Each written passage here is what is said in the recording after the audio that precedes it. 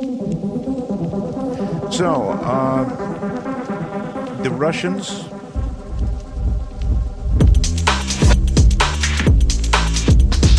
So it begins again. Welcome to CreepGeeks Podcast. I'm Greg.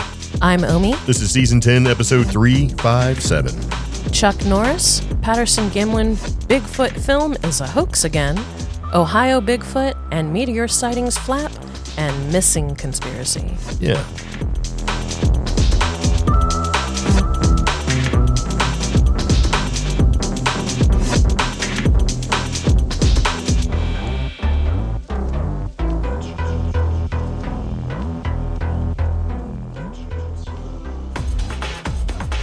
All right, so anyway, welcome back to the podcast. We have a lot of stuff we're going to talk about today. A lot of stuff has been happening over the past week or two. Yep. So we're going to roll into it and talk about things we find to be interesting, and hopefully you will too. We broadcast our paranormal news and share strange experiences from our underground bunker in the mountains of western North Carolina. Yep. So there you go. This particular podcast is brought to you by BARLEY'S Bites. And BARLEY'S Bites is dedicated to providing top quality homemade dog treats for every doggo to enjoy. And all the treats are made with fresh, healthy ingredients without any harmful chemicals, which ensures your pet receives the best nutrition possible. Yep. We have a link to Barley's Bites in our show notes, and everything we talk about in our show notes is available on our website if you go to CreepGeeks.com.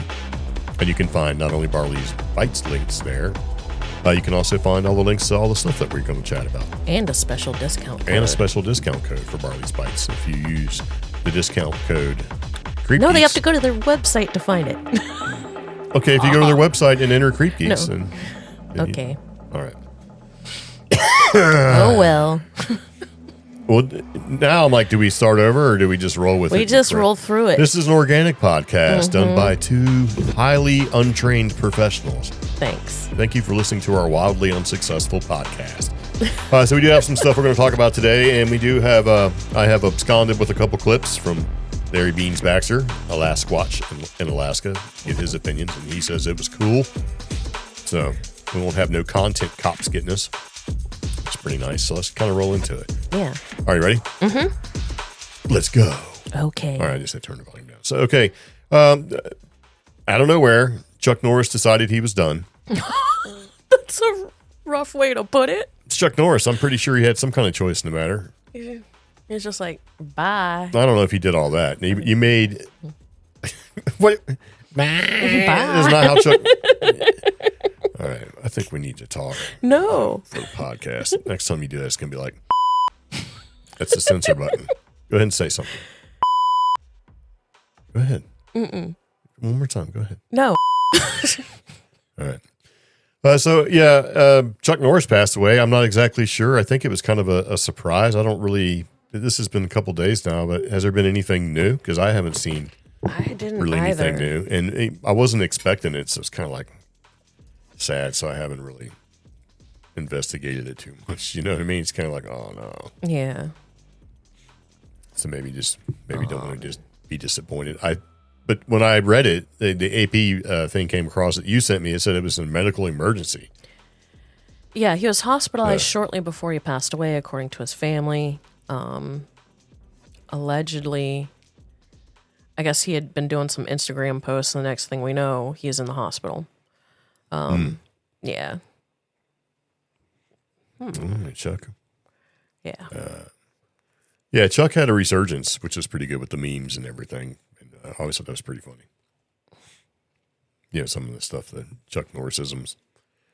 And then he had a cameo in the Expendables. Yeah. Where he'd been gone for a while, and they said, "Oh, you've been gone." And he's like, "Yeah." He talked about a snake. He get bit by a snake, right? Yeah. He's like, and after 3 excruciating days, the snake died. I thought that was funny. It was great. His last Instagram post, the 86-year-old shared a video of him sparring with his boxing partner. And he had said in the video, "I don't age, I level up." And then in the post... he did. Yeah. He leveled on up to heaven, him and Bruce Lee. Yeah. And he really took it out on his boxing partner, according to this article. They were really going at it. And it was in a makeshift ring in his home in Hawaii. It was like, "I'm 86 today." And nothing like some playful boxing on a sunny day to make you feel great. That's sad. Yeah. But, yeah. Well, there you go. Way to bring the broadcast down. Sorry. Well, I mean, it's not it's probably not a spoiler to anybody at this point, but yeah, kind of is. I guess what it is, right? Yeah. All right, so I do think we need to kind of touch on some of the stuff that we talked about in the previous podcast episodes before we roll into it. I did want to talk about Chuck Norris right quick, but okay, so we've had a couple of previous podcast episodes, probably I think it was like about 2 years ago now, where you'd mentioned going off and trying to have a little bit of an adventure to find albino squirrels. That seemed to, and we were unsuccessful, but you went out and did some tourism thing. Yep. And seen an albino squirrel in Asheville, pretty much. So not where they say go see the albino squirrels. Not at all. In fact, they were in front of a very, very, very nice house that had its own artwork in the yard. And it turns out there's 3 of them that live in front of that house, and one that scurries away so he can go live in the beautiful yards of the Longchamps Senior Living Facility, which looks like a very, very nice place. And if you look at it on Zillow, half of the rooms for the elderly who live there are all like Victorian Biltmore style. And so these like 3 or 4 albino squirrels live in a super fancy neighborhood. Well, I guess if you got to go and live somewhere, in assisted, but good for the squirrels, man. I was carpooling, and because we saw them, the person I was riding with braked hard so I could get those photos and some Instagram video and stuff. Nice. So, yeah, finally saw I did slip one in the podcast, so if you go to CreepGeeks.com, you'll probably see him sitting there, along with this art, which I will be honest, I thought was trash. I didn't realize it was art until you said something. I'm like, oh, that looks like some garbage. Yeah. But what do I know, right? So, I'm glad you finally had a chance to see an albino squirrel, which is something that's 2 years in the making. And we've been talking about off and on for 2 years. Yeah. About artificial food crises and stuff. Right? Mm-hmm. And shrinkflation and all that. And in here, in the past couple of days or so, major fast food restaurants are closing in 2026. But why? That's the link, right? Yeah. But why? Because a lot of these places are, they're closing some of these things down because venture capitalists get in there and they put it, they buy it and they want to get as much money as they can and then they want to gut it and get rid of it. Yeah, as quickly as possible and then gut it. Yeah. And I think there should probably be a law or something against that. If that's your entire shtick is to buy a company and then profit off of it and then gut it, I don't think that should be allowed, especially if you have a history. So what we actually have here is a list of stores, restaurants, if you will, that are going to be cutting back. Oh, this isn't complete because... No, it's not complete, but it's just to kind of give you an idea because I don't want to spend the entire podcast talking about, Well, let me just add one. So you start with the list. Well, no, you go ahead, you add one. Popeyes. Well, Popeye, okay, well, I thought Popeyes was actually in that list. No, it shows, Well, there's multiple links, and I didn't want to put like 3 links to different places, so I just put the one. But yeah, Popeyes is in there. But okay, so here's which big name stores or restaurants are cutting back because I don't know if I really want to call it a restaurant. So if I don't ever go in there, is that really a restaurant? To me, it's like a store. Let's go to the fast food store. It's a food box. It's a food box that gives me food. And they're going to be automated where you just go in there and do it and it just spits it out. And you'll probably be better quality than the McDonald's we had tonight, which was so unbelievably salty. I'm like, why do we do this? I feel like we're going to get a kidney stone from it. Jesus. You're not. I will. I already have them. It was so Mike calls salty. it to break free. Yeah. And it's expensive and it's ridiculous. And people are like, why are they shutting down? Number one, when 2 people can spend $31 to get 2 combo meals at a fast food joint, when that same meal cost, if you go back 7 years, $12, $17 to most. I mean, come on. Why are they doubled up in cost? Why is everything getting smaller in size? And why is the basic overall food quality that you get just not there? Our tab... Because they want the money. Our tab today... don't do it. Don't say it. Don't. I already said don't. No. That's nobody's business. Well... Because they'll be shocked to be like this. I'm not going to say the amount, but I'm going to say that me and my coworker went and ate at a nice sit-down Mexican restaurant and had, like, good lunch. And we still paid $10 less than what we spent on fast food for me and you tonight. You know? That's not making us look any better. So, okay, so Wendy's is planning to close between 200 and 350 restaurants starting late this year. Yeah. Jack in the Box is expected to shut down 150 to 200 unperforming spots by 2026. Starbucks is closing some city locations to focus where they're needed most. I don't know what that means. That's just a nice way of saying that people are not hip to paying $9 for a cup of coffee anymore. They're moving. Especially when they're, come on. There's a big, long article about that. I don't have time in my life to worry too much about, because I get the cheapest coffee they have because I just want coffee. I don't need rainbow, whatever. Drink I got that one time. You don't need a coconut ube. No, it was a rainbow unicorn something. It was just, everybody was getting it. And I'm like, I'm going to give it a try. And it was disgusting. It had like whipped cream and there was something to it. It was like everybody got it. No, I didn't get it. I think my buddy Dave got it. Yeah. I think this is way back when we were in New Mexico, and he brought it, and I tried it, and I just could not. It's just like, how do you make a coffee taste like cheese? Mm-hmm. It's gross. Cheese. Fruit. Cheese and fruit. Fruit cheese. Yeah. It's like, what is this? But it was something. It had unicorn in the name. I can't think of. Yeah. It was one of their birthday ones. So yeah, it was something. Now, Burger King is continuing to shut down older or less profitable stores to stay competitive. Well, because Burger King figured out it's easier just to build new than it is to fix up the old joint. And if you notice a trend for the Burger King, it's primarily locations in the South. They're closing their older buildings, and they're just, like you said, it's cheaper to build a new building. And then adding to that, Popeye's fried chicken is considered fast food.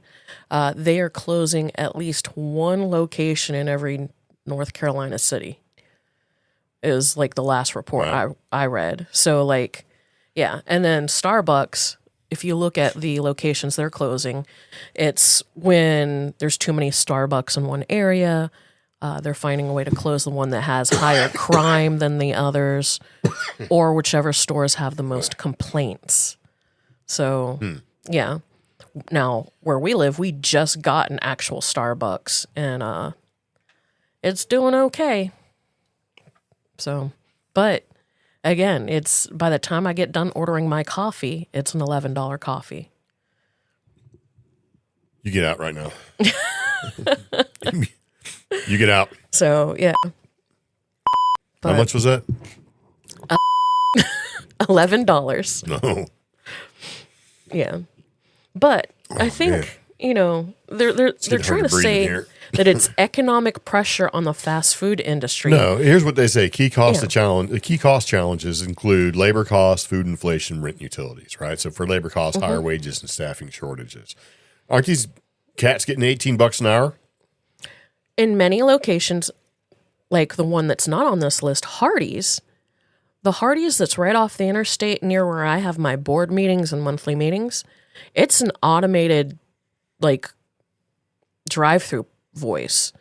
I don't speak to a person until I have to say... that's probably for the best. But those are automated, and there's only like 2 people inside the Hardee's, and they do get $16 an hour for North Carolina. So, yeah. Yeah, okay. So food inflation, rising prices for meat, dairy, and packaging. And then they talk about rent and utilities, long-term leases signed before inflation surged. So they're saying that the rents have gone up. And they're saying that, everything costs more. And it's like, well, if you got the food manufacturing facilities burning down, right? Chicken was burning down. Everything's burning down. It's just going to keep driving the price up. Well, eventually there becomes a point where people are like, I'm just not going anymore. Yeah. And that's going to make it even worse. And then you got to lay people off. And I think a large chunk of all of this is just artificially constructed. Yeah. So it's like, okay, I don't understand. You can't raise prices. Yeah. And then shrink the product that you actually get, and then keep raising price. Because people are like, okay, so we get it, inflation, we have to pay more, but now you're going to give me less, yeah, and it's going to taste, more like shit, right? Yeah. Like, okay, so so are they shocked that this is happening to them? I wonder. I don't think they care, because I think the venture capitalists are like, great, things are tough. We're telling everybody things are tough. Let's just go ahead and start trimming off, let's just keep the money makers. So let's just, start closing things down, and we don't care. And it affects people. I mean, say you got 10 people, right? Well, let's not do it. Let's say you've got 3 people in a store you got to let go. Mm-hmm. Because you have 10 people total or whatever to work there. And you've got 30 stores, Okay. And you got to let go of 3 people each one of those stores. You got 90 people that are no longer going to have an income. Yeah. So, and some of these stores are closing, but 200 to 350 stores, they're closing. So if you've got 10 people that are in that store, now you got 2,500 people that don't have a job. So it directly has an impact, but I still think a lot of this is conspiratorial in a way that it doesn't seem to make too much sense. Yeah. Yeah. I don't know. Yeah. But why are they closing? You know why. They try to pull the okie doke. Now the okie dokes run out. There's only so much you can do.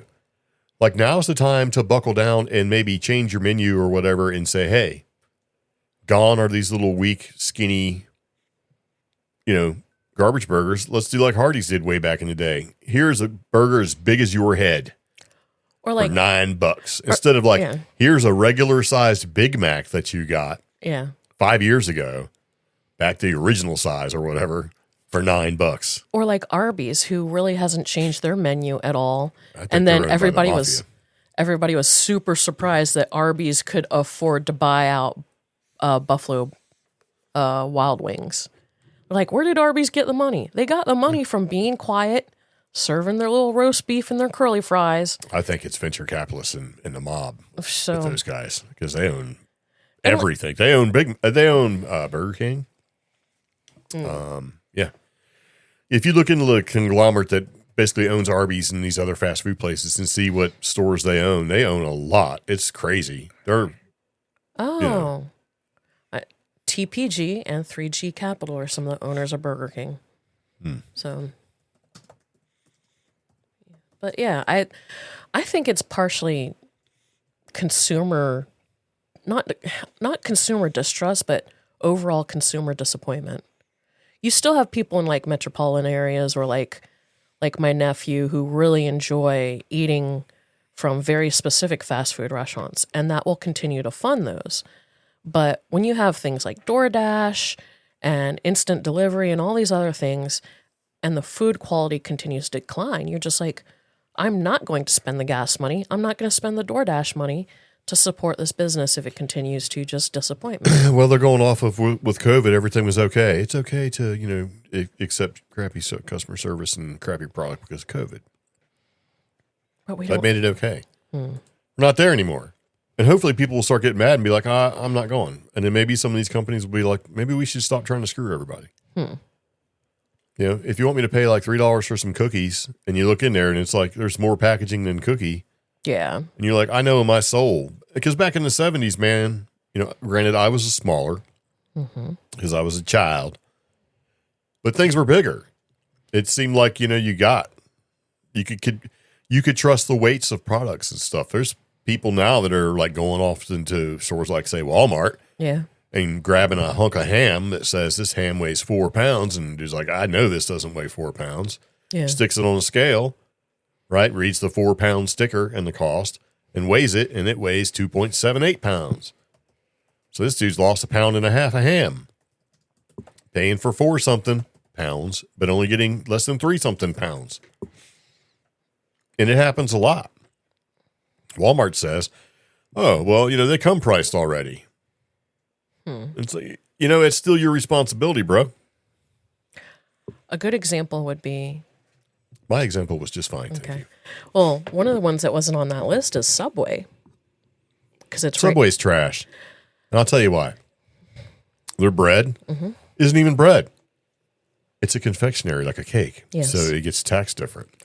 Since 2022, Subway has closed over 1,645 locations. And that was at the middle of 2025. I'm reading this article. They continue to close locations and lose franchises every week. the subway that's next to where I work has been empty since Helene. Since it was destroyed by Helene. And they can't find a new franchise partner. Corporate can't seem to put a new location in there. And if you look at it before Helene, that subway had 2 stars if you were lucky on Google. It had 1 star on Yelp. I mean... Well, you know what fixes that? What? Just put a Dunkin' Donuts in somewhere. They'll do great because they're, you expect it. I don't particularly care for Dunkin'. Anyway, enough of the fast food conspiratorial garbage. Yeah. So let's talk about Patterson Gimlin film. It's a hoax again. Oh, again. Yeah. Yes. This happens, it seems like, oh, it's real, it's not real, it's real, it's not real. Look, new evidence shows that it's, this or that. And it's, a lot of times it's quiet. People are quiet about it. Mm-hmm. They don't really express their opinions and stuff. But, it really becomes a hoax when there's a new documentary coming out. Yeah. I'm like, oh, look what we got. Look at this. We have undisputed whatever that this is a hoax. And I'm going to tell you how I feel right now. Mm-hmm. I don't give a damn. Okay.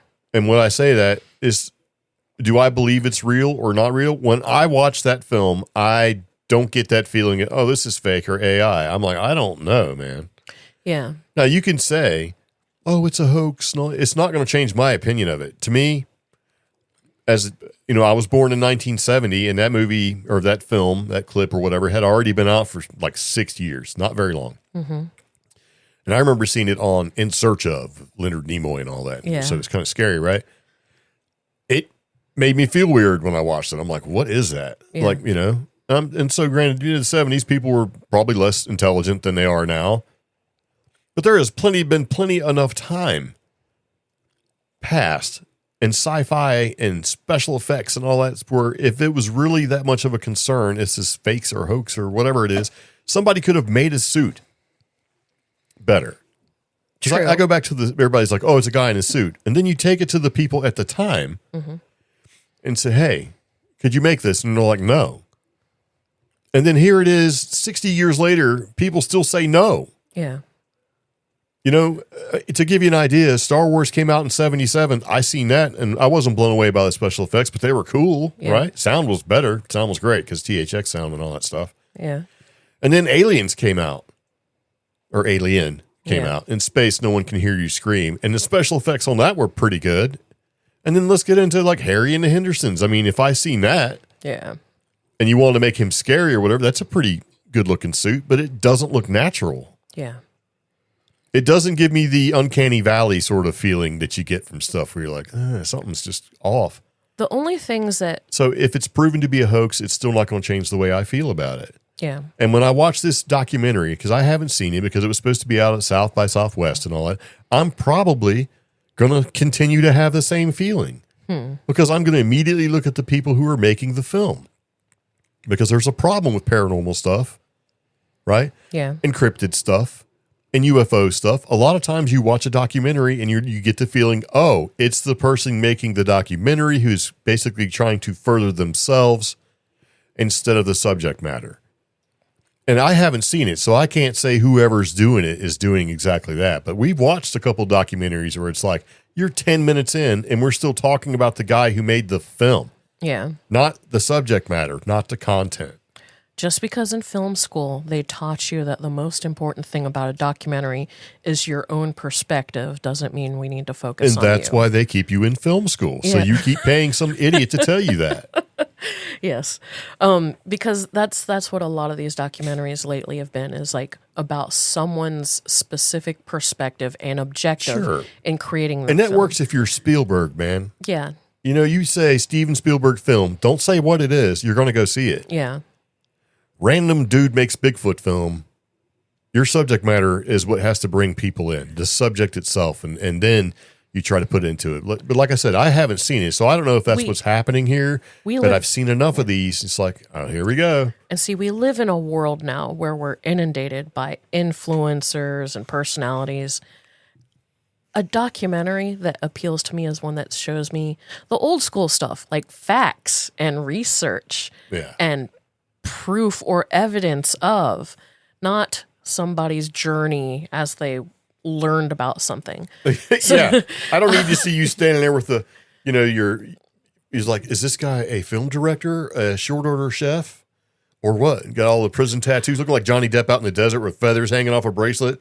You know, except for Johnny Depp's like Savage, right? Ooh, savage, Bigfoot. Right? Yeah, I got a stupid looking hat and all that stuff, bandanas and junk. It's like I could care less, man. Let's get to the meat and potatoes. Just to get why I'm here. I'm not here to see you. Yeah.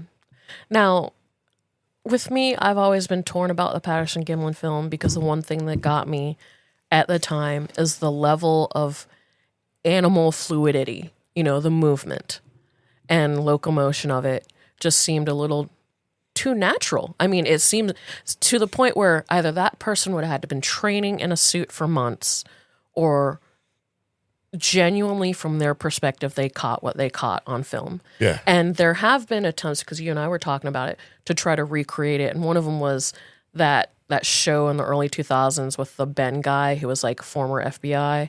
They tried something. Oh, wow. Yeah.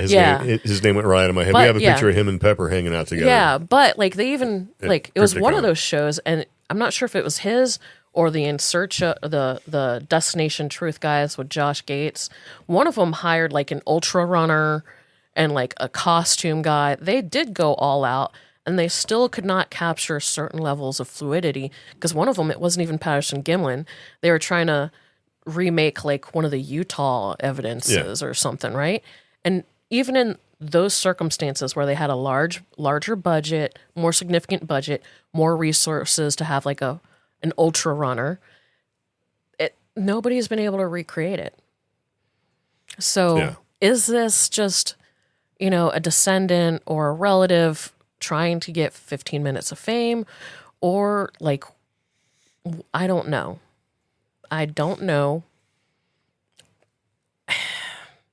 This documentary, this seems to happen, quite a bit. And I'm like, whatever, man. You could say it's a hoax or whatever, but if it is a hoax, what good does it do? Because you've got these people come out of the woodwork going, "Yep, I knew it." It's like, where were you in the 60 years that this thing has been out? Yeah. You keep your opinion to your chest, and now all of a sudden you're like, And then you got other people that haven't said anything at all that are stepping out going, I don't think that this is actually a hoax. Yeah. So it's polarizing. And then I was cruising through TikTok, and I talked to a Lasquatch back and forth. We sent each other memes and junk, and he did his opinion, and his opinion is like my opinion. Yeah. So I sent him a message, said, "Hey, man, can I play your TikTok audio on the podcast?" And he said, "Sure." And that's what I'm going to attempt to do right here. Okay. We'll see if it actually works or not. Well, hold on. That's the wrong thing. I had this all figured out. Now I got to figure out. Oh, I guess I should say that right before we started to do the podcast today, I had a firmware update, and everything is not working. Hold on. This is killing me. We were doing so well. Well, it's 28 minutes in, and nobody's probably listening. All right. I got something playing somewhere. All right, I turned it up. You ready? Mm-hmm. Let's see if this is going to do it now.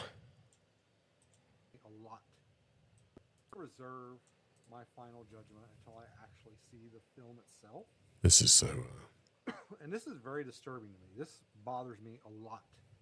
Like, I don't know why the volume on this is so low. Hold on. Well, my friend, who I really wait, let me figure this out. That saw it, and he says the PG film is done. It's 100% a hoax. So the firmware update has broken my ability to control my own podcast. Their reaction, basically just making up their mind based on what somebody else has told them. The film itself. Why can't the volume turn up? Let's try this again. I think I figured it out. Okay. And keep in mind, I'm a professional. Film itself. And this is very disturbing. There we go. This bothers me. All right, I'm gonna start over A again. lot. I've been here.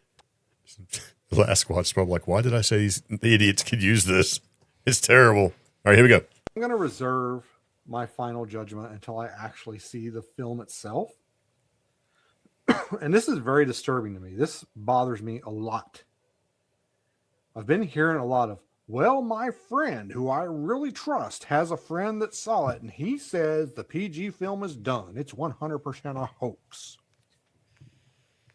And I've been really disappointed by some really close friends at their reaction. Basically just making up their mind based on what somebody else has told them and not even that. Like, it's basically like my friend said that it's bad, so I'm telling you it's bad, and they're making up their mind. And you know what? That is just hearsay. It's hearsay. And I guess, it's in my nature to react like a police investigator and start trying to like take a closer look at things and figure things out and put things in perspective and, investigate. And, it's in other people's nature to just watch everything unfold like a TV show and just go along with whatever the storyline is. Like, I guess this is the season finale of the Wacky World of Bigfoot. I'm going to reserve. Yeah. The season finale of the Wacky World of Bigfoot. Yeah. And he has his own podcast. He has his own YouTube channel and stuff. And we'll put the links in there. If you look up Alasquatch, you can find it. Alasquatch podcast is probably the best one. You can, because he goes into this quite a bit. Mm-hmm. He also has another clip where he talks about Bob Gimlin. Yeah. Bob Gimlin is an old man. He's like in his 90s. Yeah. And he can't hear because that's what Alasquatch brings up. And I was thinking back then, because we've met him, and he can't hear. Right? Yeah. So if you're sitting there and you're asking him questions, if there's a bunch of stuff going on, he might just have the default answer, the same answer that my father had when he couldn't hear. Yeah. You know what I mean? And my grandfather, same thing, and he couldn't hear. Yeah. That's what it was. He said, yeah, and he picked up Pepper. And then he said he wouldn't sign her shirt, but he'll sign something else. Yeah. And you didn't even ask him. That was the thing. And that's fine, because the man, he was elderly. It's fine. Yeah. So I'm not saying that he was manipulated or anything like that, because I don't know. I haven't seen this documentary, and when it comes out, I'll see it. But you can't sit there and say, well, he said it was fake. Did he? Did he? Did he understand what you were even asking? Are you sure? I don't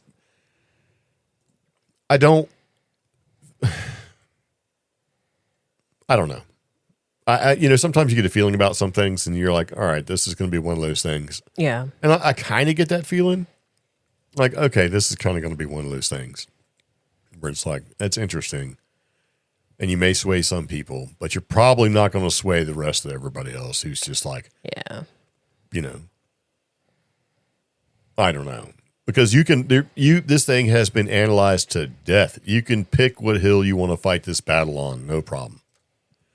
And there's so much information to go one side or the other. It really comes down to who does a better job of persuading you that this is fake or not. Yeah. I don't know. I have to see the documentary. Of course. And we're going to see it. Yeah. But I'm not going to be like everybody jumping in there going, yeah, I told you, man. There's like other people that are posting on Facebook and stuff saying things like, one of them was like, how I sleep at night knowing that I told you all it was fake or whatever, right? Yeah. And it's like, oh, that's so easy to say. It's because it boils down to this, fake or not. You got a 50-50 chance, right? Yeah. And so you got everybody saying, oh, I knew it. And then you got other people saying, no, it's not. It's like, come on, man. Yeah. It is exciting. And it's, something that's been kind of pushed out there. It's kind of blew up at a, I don't know. Yeah. All right. So anyway, we don't really have too much of an opinion other than we're going to watch the documentary whenever we can get a hold of it, and we'll make our own decisions up our own minds. Won't be swayed, but I have seen some of the fallout that's probably just going to get worse. Yeah. For this course sort of thing. So, and we do have some links, and people are kind of, but that's not the only Bigfoot thing that's going around. Ohio is like popping off with some Bigfoot sightings and junk.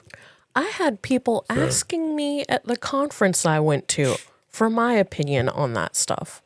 And you just said, well, my opinion is it's Ohio. Ohio is, you know what I mean? I don't know. Ohio is kind of weird because you're in proximity to a bunch of weird stuff in Ohio, right? I mean, you got Chestnut Ridge is out that way. You got Ohio. You got parts of Pennsylvania, otherwise known as Pennsyltucky. You got there's stuff happening there, right?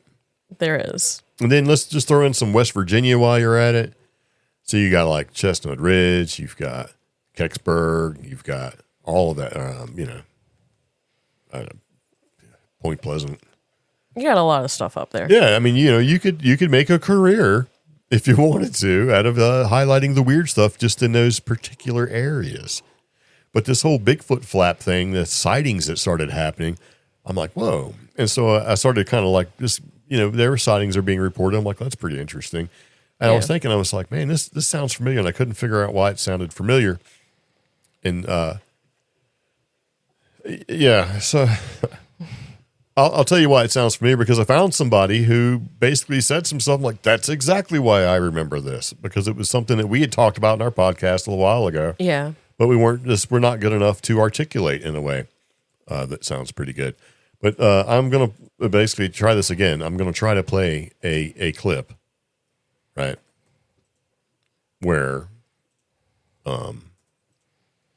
Beans, the Last Watch, does a much better job and kind of laid out the clips. Not the clips. He kind of laid out the sightings that were occurring and sort of give a little bit of a timeline here, which I'm like, well, that's pretty good. It's already done. I don't have to do anything but to say, hey, you should do this. Okay. I'm fighting a sneeze really hard. It's not it's not good for me right this second. Allergy season's kicking in.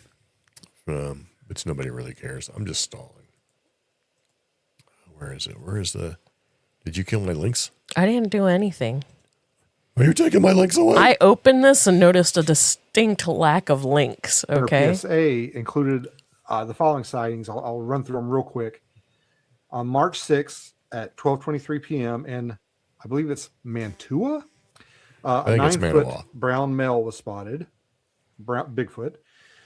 On March 7th at 10:52 p.m. in same place, Mantua, an 8-foot figure spotted, muddy prints. On March 9th at 10:20 a.m. in Garrettsville, a hiker stated he encountered an 8-foot Sasquatch with black fur. On March 9th at 11:47 a.m. at the Headwaters Trail, a 10-foot black figure with a stilt-like gait and musky odor. That's a little red flaggy with a stilt gait. On March 9th at 6 p.m. in Windham, a 6-foot brown figure spotted running with impossibly long strides. The initial call to action or PSA included the following sightings. I'll run through them real quick. Yeah, so he goes through on March 6th lays them out there for us, and a lot of this has come from Bigfoot mapping. Is a project? I think so. No, society. Anyway, it's project. Yeah, hold on, I gotta. Yeah, so the Bigfoot mapping project or bigfootmap.com. Jeremiah Byron. Yeah.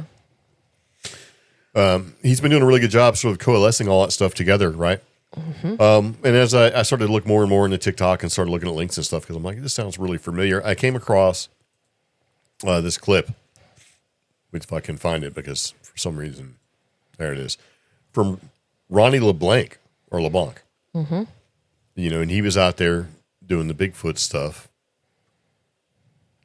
Is that show even still on? Is it Expedition Bigfoot? I don't think it's still on. So I'm going to play his clip. You've probably been hearing about all the Bigfoot reports that are coming out of an area in northeastern Ohio. And Jeremiah Byron's been getting a lot of press talking to Newsweek. He's getting reports from people. And a lot of this initially started with the Bigfoot Mapping Project. So go check them out. And then also check out Jeremiah's podcast, Bigfoot Society. Yeah. What's fascinating is we just had yesterday, we've been seeing over the past few days, a series of these fireballs that are seen during the day. And we had one that was seen over 20 states. And it actually created a sonic boom that was felt across 2 different states. And what's fascinating, it just happens to be in the exact immediate area within 25 to 30 mile radius of all of these Bigfoot sightings that happened a week previously. So if you look back at the Kecksburg UFO incident, Fayetteville County in Pennsylvania, Chestnut Ridge, they all had fireballs, strange lights leading up to a flap or Bigfoot sightings or cryptid sightings. So it's an interesting connection that we're starting to see reveal itself. And we're not in the middle of a meteor shower. It's very rare to see these things during the daytime. And there's a great video from Red Oak, Texas, Dallas, which is showing one of these meteors moving in such a way that it's changing direction. And this is exactly what my wife and I had witnessed years ago, Leominster, Mass, of what looked like two Thunderbirds, one that same color and movement like a fiery phoenix dragon chasing after a green one. That's kind of crazy, right? Yeah. Man, I spent some time outside and I'm paying the price. Yeah. See, what was funny about this is because we did an event, excuse me, in Pennsylvania, right? Yeah. And talked to Stan Gordon. As a matter of fact, he borrowed our cart and moved some heavy books, which is great, right? Yeah. But later on, I was kind of chatting with him just a little bit, and he had been talking to someone else, right? Because the thing about Stan Gordon is he is the Kecksburg expert, but he was also documenting meteors, fireballs in the sky, and like Bigfoot sightings, cryptid sightings, and all the other stuff that sort of happened around. So he wasn't just doing just the Kecksburg stuff. He was also documenting all the stuff that Ronnie LeBlanc was just talking about. Yeah. And so when I started hearing about, the fireballs in the sky and all that, I'm like, I was trying to remember where I'd heard all this stuff before, and it is from Stan Gordon. So there's something to this. I do think it's interesting that this isn't the only instance where there's a sighting of something in the sky and immediately there is like either a series or several days of high strangeness that either precede or follow the event. Kecksburg being one of those examples. Even some of the original UFO sightings in New Mexico, like near Socorro, there was days before and after the event that there was a lot of high strangeness happening. And even though I'm kind of still a skeptic about some of the Chicago Mothman stuff, after the Chicago Mothman sightings. Also, Flatwoods Monster, there was not just one. Yeah. There was meteors there too, and alleged, and that's around the same area when you get towards Point Pleasant. Yeah. So I don't know. It could be that it's going to coordinate with something and we're going to have like maybe some new Bigfoot evidence, or maybe, I don't know. My thing is whenever it's something flying in the sky, I want that astounding UAP, UFO, or alien evidence. Yeah. And right now it's Bigfoot evidence. I'm like, come on.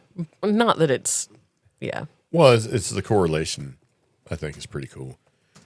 But that whole zigzagging, like when you're talking about, stuff kind of going back and forth through the sky. Yeah. That reminds me of slowing down. Yeah. If you're coming through the atmosphere, sometimes you got to do some zigzags to slow down. That's true. Because the space shuttle used to do that too. It didn't just come straight in like,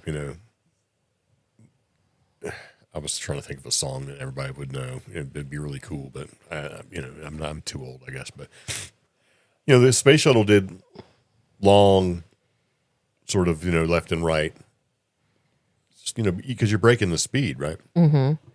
So I just thought that was kind of. But yeah, man, I don't know. I don't know what's going on. More's coming, right? Yeah. That's always the threat. There'll be more to come, I'm sure. So we'll see. Maybe we'll have some sightings here. Or maybe people will say that there's sightings here. That spawns things too. People get hung up and they start seeing weird stuff because they've been hearing about weird stuff. Like, yeah, everything's fake because I heard it was fake. And now I'm going to say it's fake. It's just kind of a weird situation. And there's another weird situation. Yeah. Because you sent me this about the whole missing Neil McCaslin disappearance. Find but if you don't know who that dude is, he's got his own little history going on. And it's like, I put a link to an article from Los Angeles Magazine. It says, Inside the Disappearance of Neil McCaslin and the Internet Conspiracy Theories. I'm sorry, but they're more than conspiracy theories to me. This individual, U.S. Air Force Major General William Neil McCaslin, there was a silver alert that was issued for him because he's a retired Air Force general and he lives in New Mexico. He left his home without any trackable devices, so phone, smartwatch, what have you. Authorities described the behavior as abnormal as far as his disappearance is concerned, and they can't rule out anything at this point regarding why he's missing. He's been missing since February 27th, when he was last seen leaving his home in Albuquerque, per the Bernalillo County Sheriff's Office. Yeah. The silver alert was issued shortly after his disappearance, and then the FBI joined the search effort. Well, you know why, right? Why? Because he led, right? Yeah. The Air Force Research Laboratory at Wright-Patterson Air Force Base. Wow. Who may or may not be where you store alien stuff. Yes. And all sorts of other stuff. And it was mentioned in X-Files and everything else, And right? has been previously associated with UFO lore. Yeah. And so he's an aerospace guy. Yeah. Now, His little buddy partner, his lady friend. this disappearance has been linked to classified information or extraterrestrial research. Local officials are denying and rejecting those claims. However, he had a buddy, he had an engineer that worked with him. Yes. And she basically worked in many of the same things that he did. She went missing last year. Interesting. Yeah, I'm trying to find it. Yeah, Monica Reza, a 60-year-old California woman who vanished while hiking the Angeles National Forest in June 2025. So she used to work with him. He oversaw the program that funded her research. She was a co-inventor of a key U.S. rocket alloy and allegedly vanished in 2025. So she's super smart and he knows everything. Yeah. And now they're both like within the span of what, a year apart or gone? Yeah. That's kind of that's something. She That's was a red flag. immediately classified as an at-risk missing person when she disappeared. Yes, you know what that means. Mental That means no. Okay. No. Well, I mean, sure, but Yeah. it also means that you can full resources become available. Oh, wow. Because if you're just missing, they're like, oh, Omi's just missing. She's probably out in the creek, looking for art or whatever. But if you're like, this is an at-risk person who's missing, now all of a sudden, police, fire, rescue, everything sort of comes online for you to be able to, more resources become available, basically. Now, allegedly, officials are claiming that there is no confirmed reporting from government establishing that Reza worked for a company directly overseen by McCaslin during his tenure at the Air Force Research Laboratory, allegedly. However, it's strange that days after Reza's disappearance, despite not recovering her body, she was suddenly listed as having a biodegradable burial. Yeah. This is bordering on the missing 411 phenomena. Yeah, kind of. To me, it's kind of like a little bit of X-Files. It's got a little X-Files conspiracy feeling going on. These are both highly intelligent individuals. People are looking for them. They Bernalillo know stuff. Chances are they had sensitive information. Now, if this guy lived where I think he lived out in Albuquerque, because remember, Albuquerque is part Bernalillo, part Sandoval County. Yeah. So Bernalillo is up where we lived, Bernalillo County. They deployed canine, drones, and helicopters, and they can't find him. Sure. There's also a famous laboratory that's not that far away. Yeah. So. Dunk, dunk, dunk. But what if, he went, missing out in the dirt? Out north of shooting range, but out towards I don't know. What if the somebody scary got stuff. him and just took him? I mean, who knows? I mean, and while all this is going on, you've got the federal government buying domain names. that What? that messed me up. I'm like, why? Well, I don't know. Well, what do you mean, why? So the U.S. government has registered aliens.gov as a domain. So that way, when we have full disclosure, you can just go to aliens.gov and take a look and get all your information. What? Why are you looking at me like that? I'm trying to.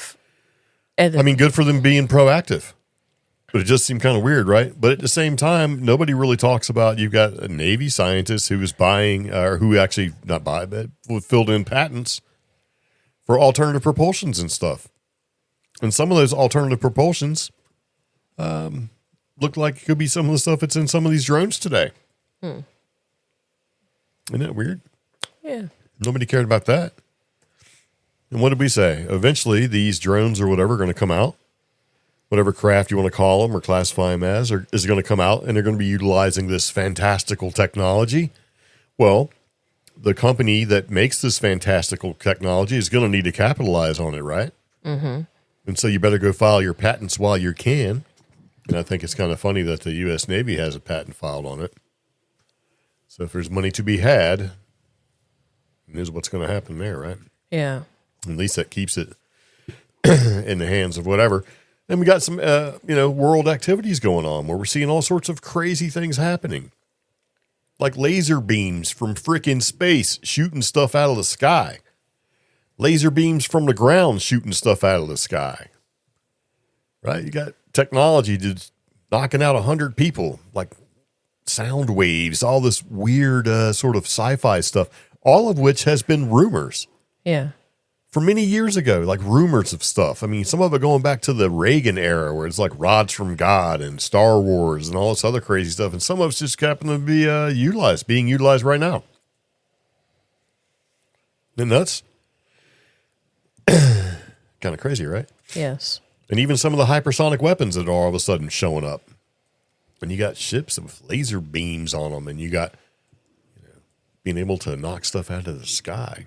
Drones and weird drones and spacecraft, or not spacecraft necessarily, but like, undisclosed fighter jets and stuff that are showing up. All sorts of just new technologies that have been rumored forever are popping off, showing up. It's kind of neat, right? Yeah. So it's a kind of crazy time we're living in, I suppose. But yeah, so I haven't tried to go to aliens.gov. Is there anything there? I'm No, afraid it doesn't. if you go, you'll immediately be tracked. It doesn't. I tried. Would you like to let us give you some information with cookies? Would you want to be okay with the cookies? I tried both not alien.gov and aliens.gov, and they both do not resolve. Yet. So, yet. So, yeah. I didn't, it's been so long since I bought a whole bunch of domain names. Can you buy a .gov domain name unless you're .gov? Yeah, do you have to be a government agency to actually own a .gov?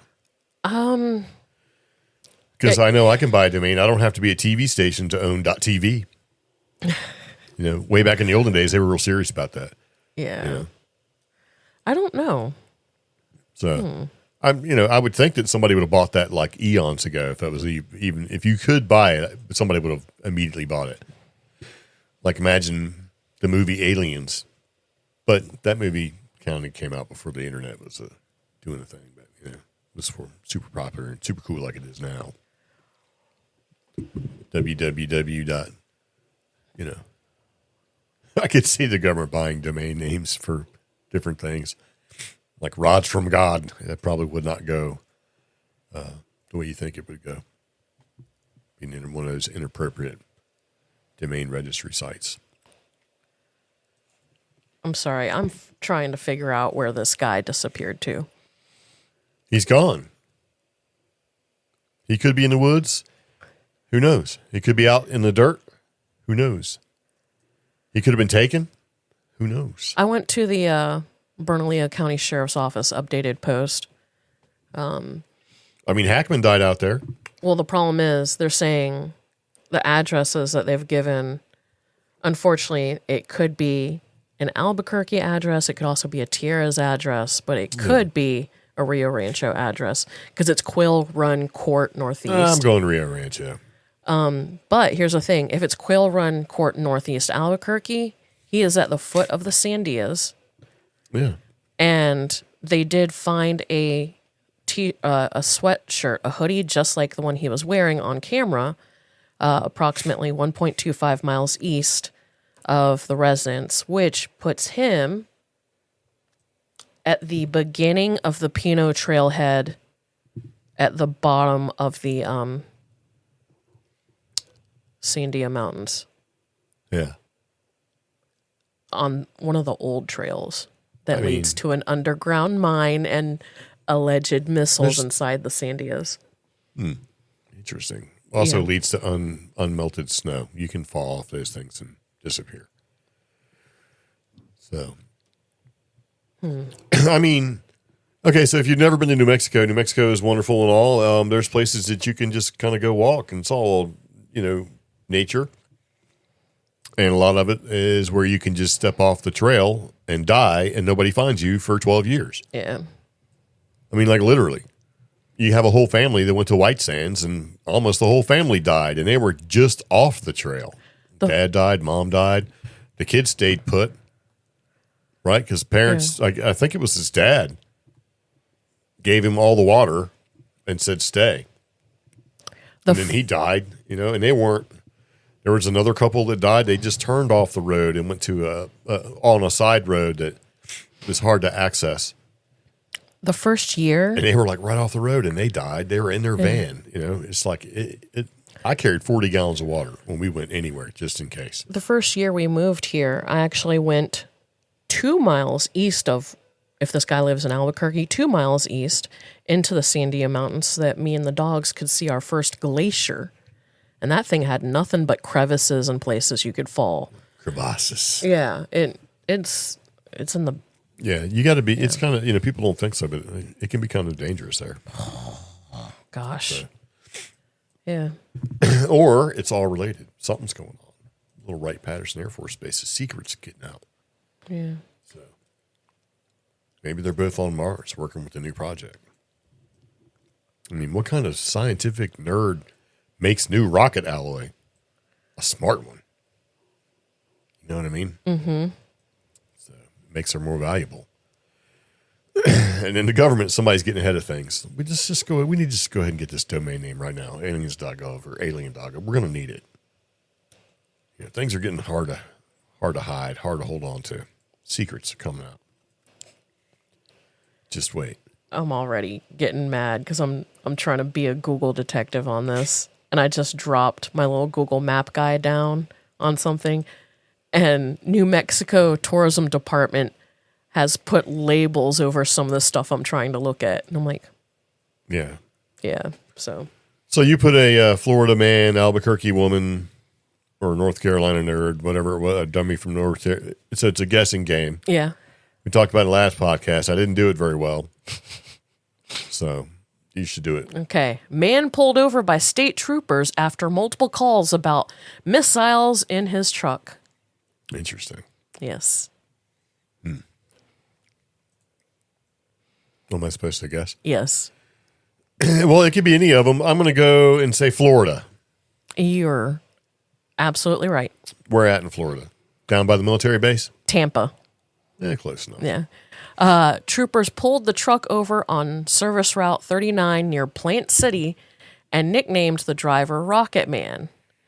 It was determined that these missiles were actually plastic props used for shows and events that Rocket Man appears at. Officials determined everything was safe. They gave the driver suggestions on how to transport the props so they would not scare other drivers off the road. Okay, so there's a picture of this gentleman, and he's wearing a field watch, Seiko. He's got his glasses perched on top of his head. He's got his standard issue white T-shirt and a button-up shirt, unbuttoned because it's hot. And he's leaning on his missiles with the truck, and in the back of his truck says U.S. Air Force retired, has a bunch of stickers and stuff like that. He 100% is not going to do anything that some young punk cop come up and tell him to do. I know. And I wouldn't either. And he's got a very nice setup, too. Yeah, it doesn't look like it's just some haphazard thing. Like, yeah. It's but all the strapped headline in there and suggested it, Yeah, he's just hanging on the back of his truck talking about, looks like sea sparrows or stingers to me, but whatever. Yeah. He's talking about his little missiles and stuff like that. He's not going to be like, oh, let me change everything because somebody called in. And you know what? I wouldn't either. But you could tell just from looking at that dude, he's ex-military. Mm-hmm. It's like, oh. So the highway patrol's like, we would really like you to do. And he's like, yeah, all right, no. I'm going to do what I want. It's Yeah, like, no. No. Because he's probably like, you really think I'd ride around with just real missiles in the back of my truck? You know, come on. Yeah. So, No. yeah. Okay. Multiple calls from drivers. Why are they doing calling when they're going down the road, right? Yeah. They better be hands free. So, it just be his license plate. He should get Rocket Man on there. Yeah. I want to know what kind of show he puts on with these missiles. I know, right? So I'm like, Let's see. Rocket Man. Tampa. Florida Rocket Man. Yes. It'd be funny if some of them just are actual, no warheads or whatever, but actually shoot. He can like launch them from his truck as he's playing Highway to the Danger Zone, going down a runway. Yeah, because they have those shows like air shows and stuff where you have like the rocket truck, like the semi truck with rocket motors in it, and then flying down the runway, stuff like that. Homepage of the Rocket Man Show, a rock group from Tampa. I don't think that's the same. Okay. So I think the nickname that the state trooper or the people that were, the report that got generated by the people calling, the multiple drivers or whatever, I think that nickname has been bestowed upon him, Rocket Man. I don't think it's his. Okay. So his would be something else, I'm sure, if he had to give him one. But, yeah. I think that's kind of funny, though. It could have just as easily been New Mexico. It really could have. But I think there's a larger military presence on the East Coast for stuff like this, where somebody would think it's okay to do this. You know what I mean? Yeah. So there's stuff that would be okay in a military heavy area that would be more out of place in an area that doesn't have quite so much military presence. But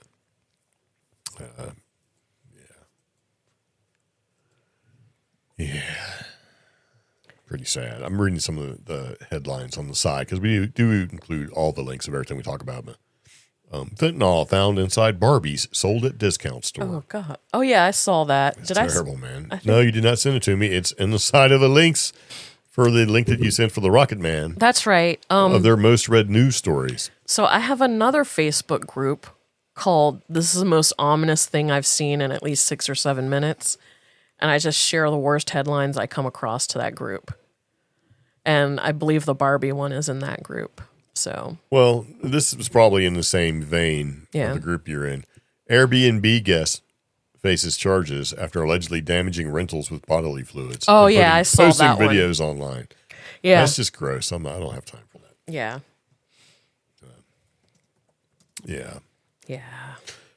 All right, well, is there anything else? Okay, we need to talk about grief bots because I put it in the last podcast, didn't talk about it because I forgot about it. And then Chuck Norris died, and so I carried it over into this podcast, and I almost missed it again.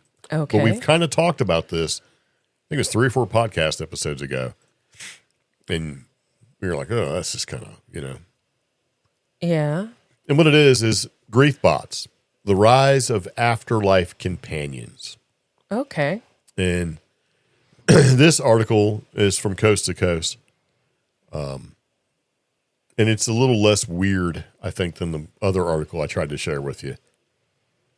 So a new technology is quietly moving from science fiction into the grief industry. The AI grief bot or death bot, right?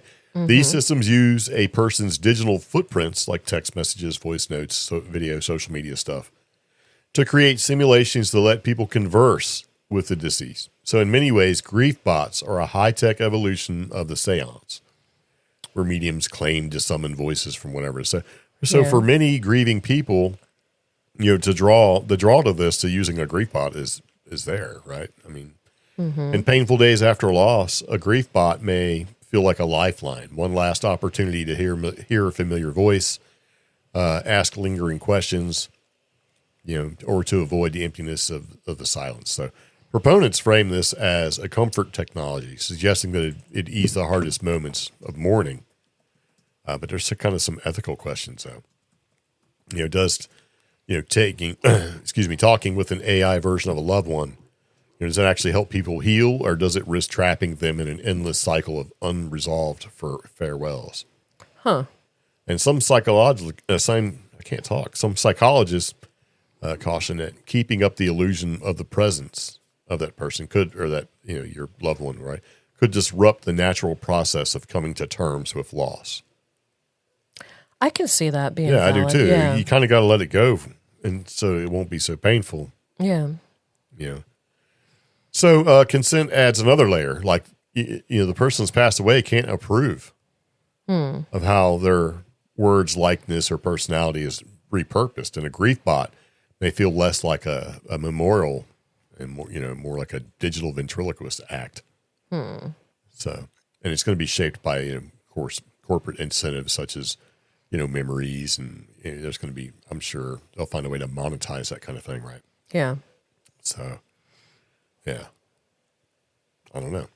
Okay. And there's companies that's pride up, like only virtual, hereafter, super brain seance, AI. There's some of them. So, in the end, the question may be, what do you want the morning to accomplish, right? So, if you use this GriefBot, what's the goal for you? So, and GriefBots present, the uncanny possibility of never truly saying goodbye. So, I don't know. I kind of feel weird about this, but it's like, what do you think about this whole GriefBot thing? My biggest concern is part of the grieving process is taking steps to actively let go. Even if at the time they seem like they may not be the healthiest, there's steps, there's a process. Me, when I grieve somebody, I do go through the process of like hiding their things, taking a moment to actively think about something else, unhealthily absorbing or throwing myself into a different thing like a work project, like cleaning or anything like that. And a grief bot for me would not be healthy because it's just constantly bringing up something that hurts a ton. So, yeah. I don't know. I think this might be, I don't know. Yeah.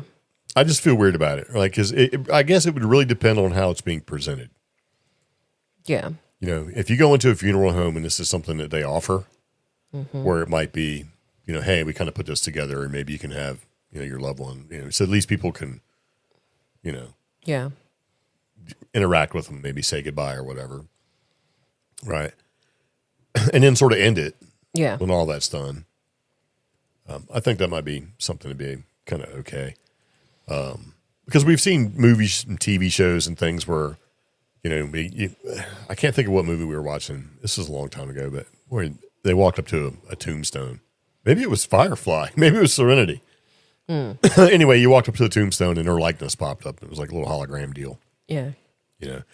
But if this is like interactive where this thing scrapes the internet for all the social media stuff they can find and puts together this interactive AI where you can ask it questions and all that kind of stuff, I kind of got a problem with that. Yeah. It's like, instead of being Siri, it's your mom. Because eventually, sooner or later, the algorithm's going to have to kind of try to figure out, based off the information that it has, what kind of personality type or whatever your AI mom, your Siri mom would have. Yeah. And then try to make it act like her. I think in order to do it any kind of justice, you'd really have to have a lot of data to make it more modernistic. We watched the TV show where oh, wow. Remember the mom was super rich and she made an AI likeness of herself and they went and asked her questions to determine who murdered her.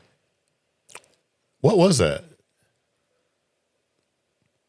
It was a show where we binge watch shows occasionally. It was one of those shows where we watched like all the episodes. Oh, it was The Mentalist. No. Yes, it was. Yes. High Potential. It was not High Potential, was it? Maybe it was High Potential. Yeah. Anyway.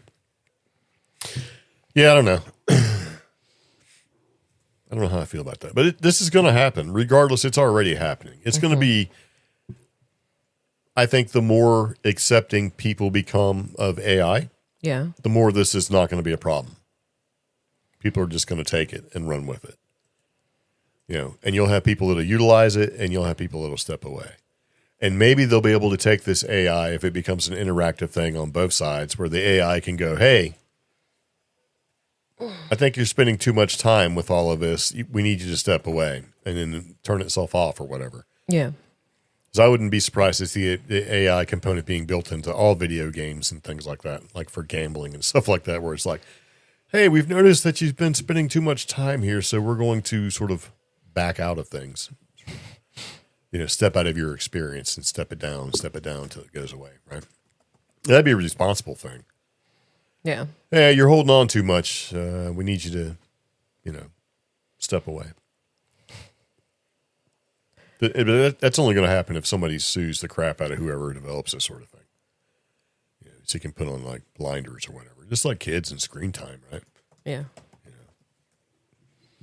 know, and maybe if you stop paying your bill, that'd probably be the easiest thing. Oh, you no longer have access to your AI Siri mom. Oh, man. Because you haven't paid your bill. Sorry, Grandma. I can't talk to you anymore. I didn't pay my bill. Oh, Grandma's, yeah. Like, oh, man. Like, please deposit 25 cents. No. Just as she's telling you the secret of life. What's the purpose of life? The purpose of life is life with purpose. Okay. Yeah.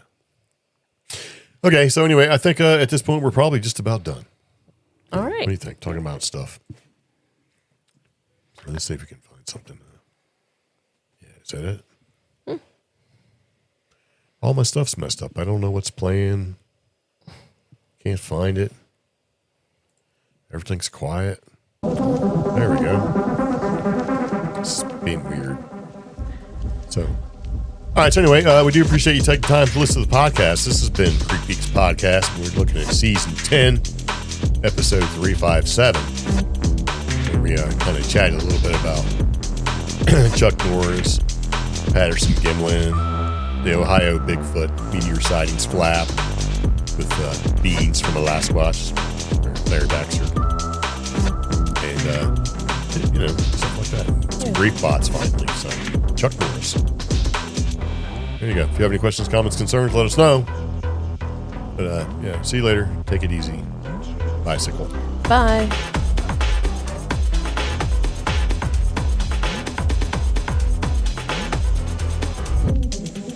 So, the Russians